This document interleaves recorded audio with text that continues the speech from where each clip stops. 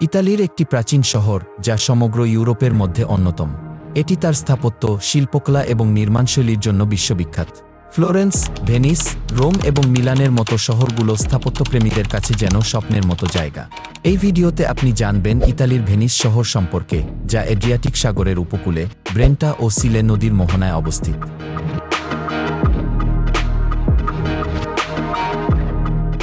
Venice মূলত 118টি ছোট বড় দ্বীপের সমন্বয়ে গঠিত।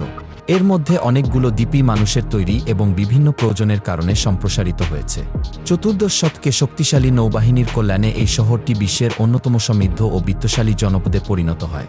তবে 2 শতাব্দী পর ব্রিটেন, ফ্রান্স এবং স্পেনের সাম্রাজ্যগুলোর প্রভাবে ভেনিস ধীরে ধীরে তার প্রভাব হারাতে শুরু করে। বর্তমানে প্রায় 415 বর্গ কিলোমিটার এলাকা জুড়ে বিস্তৃত ভেনিসে জনসংখ্যা প্রায় 2,50,000-এর কিছু বেশি।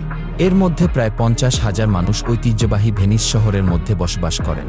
দর্শকপ্রিয় এই শহরটি বিশ্বমানের সুন্দরতম শহরগুলোর মধ্যে একটি হিসেবে বিবেচিত। চলুন আর কথা না বাড়িয়ে ঐতিহাসিক দিক দিয়ে ভেনিসকে আরও ঘনিষ্ঠভাবে জানি। তাই যারা আমাদের সাথে নতুন যুক্ত হয়েছেন তারা অবশ্যই পাশে থাকা লাল বাটনটি সাবস্ক্রাইব করুন এবং বেল আইকনের অল অপশন সিলেক্ট করুন।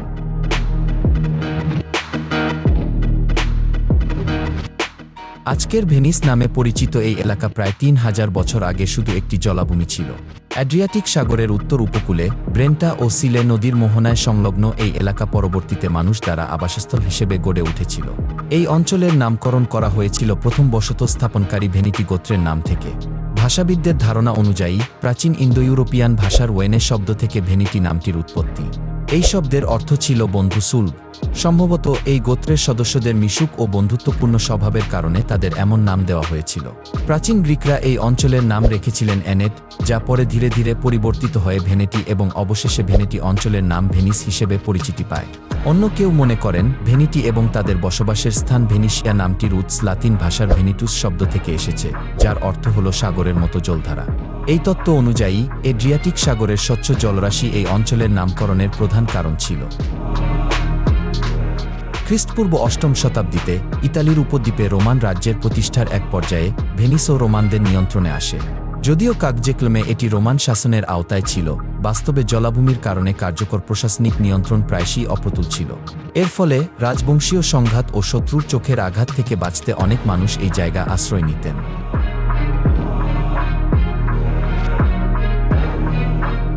প্রায় 1,500 শতাব্দী পরে রোমান সাম্রাজ্য পূর্ব ও পশ্চিম 2 ভাগে বিভক্ত হয়। পশ্চিম অংশকে রোমান সাম্রাজ্য বলা হলেও পূর্ব অংশের নাম রাখা হয় বাইজান্টিয়াম। এরপর ধীরে ধীরে পশ্চিম অংশের ক্ষমতা হ্রাস পেতে থাকে।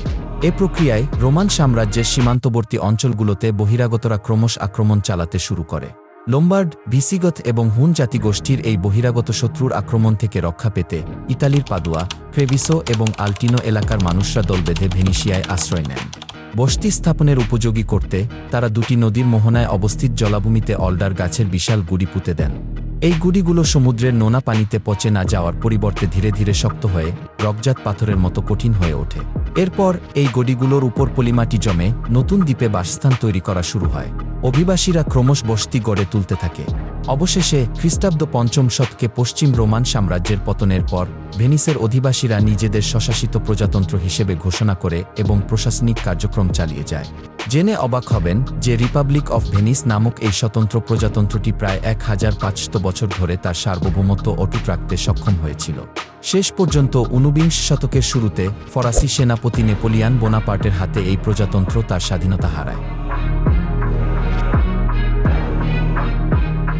প্রতিষ্ঠার পর থেকেই ভেনিস ইতালির উত্তরের দিকে অবস্থিত। বাইজান্টিয়াম সাম্রাজ্যের সঙ্গে ভেনিসের বাণিজ্যিক ও কূটনৈতিক সম্পর্ক গড়ে ওঠে। বাণিজ্যিক যোগাযোগের কারণে বাইজান্টিয়াম থেকে ইউরোপের বিভিন্ন অঞ্চলে পণ্য পরিবহনের জন্য ব্যবসায়ীরা ভেনিসের বন্দরের ব্যবহার করতেন। এই বন্দরের মাধ্যমে জাহাজে থাকা পণ্যের উপর আরবিত শুল্ক সংগ্রহ করা হতো, যার ফলে ভেনিসের কোষাগার ধনসম্পদে ভরপুর হয়ে ওঠে। পশ্চিমে ফরাসি সাম্রাজ্যের পূর্বসূর ফ্র্যাঙ্কিশ রাজ্য এবং দক্ষিণে বাইজান্টিয়াম সাম্রাজ্যের মধ্যে অবস্থিত ভেনিস প্রজাতন্ত্রের শাসন ব্যবস্থা সেই সময়ের তুলনা অত্যন্ত অগ্রগামী ছিল। 697 সালে ভেনিসের জনগণ সাধারণ নির্বাচনের মাধ্যমে প্রথম শাসককে ভোটের মাধ্যমে বেছে নেয়। ডোজি উপাধিধারী এই শাসক নির্বাচিত সংসদের পর্যবেক্ষণে কাজ করতেন। লাতিন ভাষায় ডোজি শব্দটির অর্থ হবে সর্দার বা মাতাব্বর। যখন বিশ্বের অন্যান্য অঞ্চলগুলোতে একমাত্র রাজতন্ত্রই প্রচলিত শাসন ব্যবস্থা ছিল, তখন ভেনিসের এই ব্যতিক্রমী ব্যবস্থা সত্যিই প্রশংসনীয়।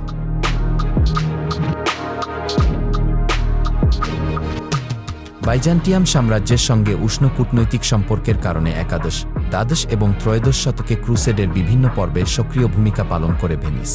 বাস্তবে ভেনিসের নৌবাহিনী বহুবার পুরো ইউরোপের সেনাবাহিনীকে ভূমধ্যসাগরের পূর্ব উপকূলে পরিবহনের দায়িত্বে নিয়োজিত ছিল, কারণ সারা ইউরোপের সেরা জাহাজ নির্মাতারা এই প্রজাতন্ত্রের অধিবাসী ছিলেন। এই ধর্মযুদ্ধ বা ক্রুসেডের মধ্যে চতুর্থ ক্রুস, যা 1203 সালের শুরুতে সংঘটিত হয়, ভেনিসের ইতিহাসে বিশেষভাবে গুরুত্বপূর্ণ ভূমিকা পালন করেছে। সেবার ক্রুসের যোদ্ধাদের লক্ষ্য ছিল মিশর, কারণ তখন মিশরে ক্ষমতাসীন ছিলেন আজুবিদের রাজবংশ, যারা ইতিমধ্যেই জেরুজালেম দখল করে নিয়েছিল। যথারীতি ভেনিসের নৌবাহিনীর প্রতি ধর্মযুদ্ধের সময় সেনাবাহিনী পরিবহনের অনুরোধ জানানো হয়েছিল, কিন্তু সেবার শর্তে ভেনিস সরকার জাহাজ ব্যবহারের ক্ষেত্রে একটি বিশেষ শর্ত আরোপ করেন। শর্তটি অনুসারে মিশরের উদ্দেশ্যে যাত্রা শুরু করার আগে এক বিদ্রোহের সময় যুবরাজকে বাইজেন্টিয়ামের সিংহাসনে বসাতে সহায়তা করতে হবে। এই শর্ত পূরণের জন্য খ্রিস্টান ধর্মযোদ্ধারা বাইজেন্টিয়ামের রাজধানী কনস্টান্টিনোপলের উদ্দেশ্যে রওনা দেন, যেখানে প্রথম ধাপের অভিযান তারা সফলভাবে সম্পন্ন করেন। কয়েক সপ্তাহের মধ্যেই স্থানীয়রা ঐক্যবদ্ধ হয়ে নতুন রাজার বিরুদ্ধে বিদ্রোহ ঘোষণা করেন এবং এক পর্যায়ে বিদ্রোহীদের হাতে রাজার মৃত্যু ঘটে। এই ঘটনায় প্রতিশ্রুত পারিশ্রমিক না পাওয়ার আশঙ্কায় ধর্মযোদ্ধারা কনস্টান্টিনোপল শহর জুড়ে লুটতরাজ ও গণহত্যা চালাতে শুরু করেন। এই সময় ভেনিসের সৈন্যরা শহর থেকে বিপুল পরিমাণ ধনসম্পদ নিজেদের জন্মভূমিতে নিয়ে যান, যা বলা হয় কনস্টান্টিনোপল থেকে লুটিত সম্পদের ফলেই ভেনিস সহ ইতালির বিভিন্ন শহরে রেনেসা বা নবজাগরণ যুগের সূচনা সম্ভব হয়েছিল।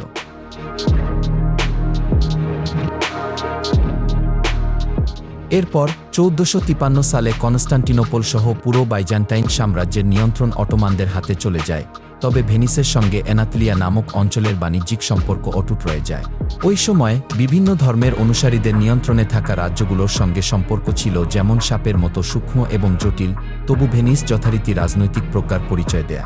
ধর্মনিরপেক্ষ অবস্থানের কারণে ভেনিস সব ধর্মাবলম্বীদের সঙ্গে বন্ধুত্বপূর্ণ সম্পর্ক বজায় রাখতে সক্ষম হয়, যা যুগে যুগে অব্যাহত থাকে। ভেনিসের অর্থনীতি অত্যন্ত সমৃদ্ধ হয়, যা মূলত সুসম্পর্কের কারণে সম্ভব হয়েছিল, বিশেষ করে ভারত ও চীন থেকে আমদানি হওয়া বিভিন্ন দুর্লভ পণ্য সামগ্রীর কারণে।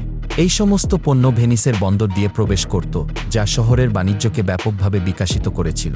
ধীরে ধীরে স্পেন, ফ্রান্স এবং ব্রিটেন বিশ্বের অন্যতম নবীন পরাশক্তি হিসেবে আবির্ভূত হয়।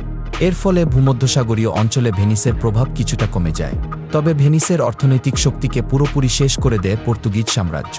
এই সাম্রাজ্যের নাবিকরা ভারতবর্ষে পৌঁছানোর নতুন সমুদ্রপথ আবিষ্কার করেন। আফ্রিকার দক্ষিণ প্রান্ত ঘুরে ভারত মহাসাগর অতিক্রম করে তারা ইউরোপ থেকে সরাসরি ভারত পৌঁছাতে সক্ষম হয়।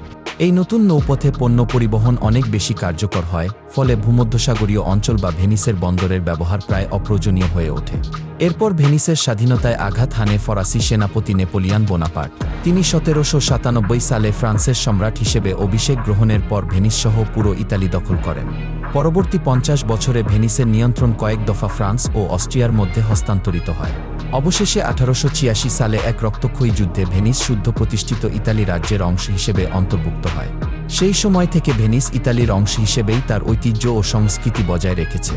19 শতকের শেষ ভাগে পুরো ভেনিস শহরটি পুনর্নির্মাণ করা হয়। এই সময় নির্মিত নান্দনিক সেতুগুলো শহরের অন্যতম আকর্ষণ হয়ে ওঠে।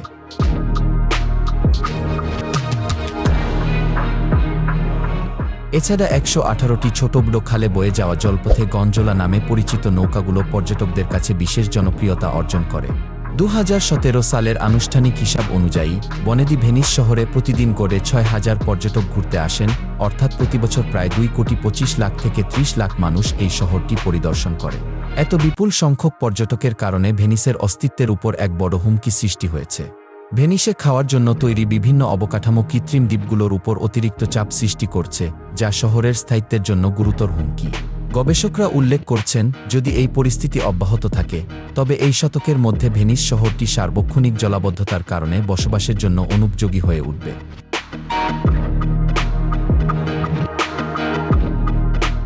বর্তমানে অ্যাড্রিয়াটিক সাগরের জোয়ারের সময় প্রাচীন শহরের বিশাল অংশ সম্পূর্ণভাবে পানির নিচে তলিয়ে যায়।